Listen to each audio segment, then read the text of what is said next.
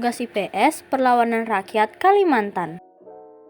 Tujuan dari adanya presentasi ini adalah untuk memahami sejarah perlawanan rakyat Kalimantan, mengenal tokoh-tokoh penting yang terlibat serta menginspirasi generasi muda untuk menghargai dan mempelajari sejarah perjuangan rakyat Kalimantan. Bagian materi adalah latar belakang tokoh pahlawan, perlawanan rakyat, tokoh dan peristiwa penting. Yuk simak video pembahasannya. Itu datang ke Indonesia untuk berdagang. Mereka datang untuk mencari rempah-rempah yang sulit didapatkan di Eropa yang beriklim dingin. Rempah-rempah berguna untuk pengobatan, penyedap makanan, dan pengawet makanan. Awalnya, bangsa Eropa ingin membeli langsung rempah-rempah di Maluku karena mutunya bagus dan harganya murah. Tapi, lama-kelamaan, mereka malah memonopoli dan menjajah bangsa kita. Kalau nggak salah, beberapa bangsa Eropa yang pernah datang ke Indonesia adalah bangsa Portugis, Spanyol, Inggris, dan Belanda. Betul kan, Pipo? Betul, Lula. Dan Belanda adalah yang pertama kali datang pada tahun 1596 di Banten.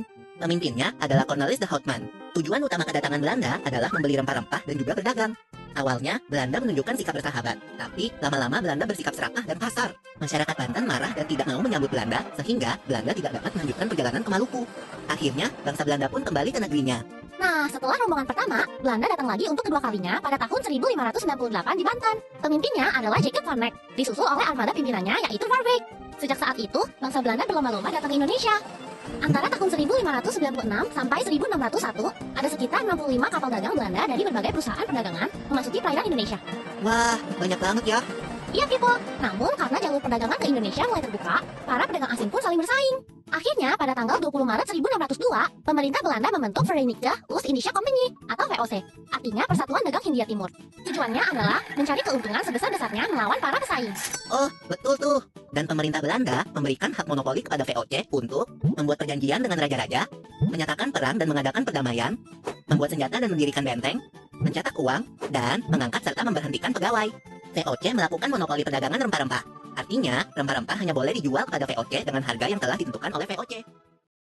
Kalimantan adalah sebuah pulau yang terletak di Indonesia dan memiliki sejarah yang panjang dan kompleks. Sebelum kedatangan penjajah, Kalimantan telah dihuni oleh berbagai suku bangsa, termasuk suku Dayak, Banjar, dan Kutai. Pada abad ke-16, Kalimantan menjadi salah satu daerah yang dikunjungi oleh pedagang-pedagang Eropa, termasuk Portugis dan Belanda. Perang Banjar dipimpin oleh Pangeran Antarsari, Perang Kutai dipimpin oleh Sultan Kutai, dan perlawanan rakyat Dayak. Perlawanan ini dipimpin oleh pemimpin suku Dayak.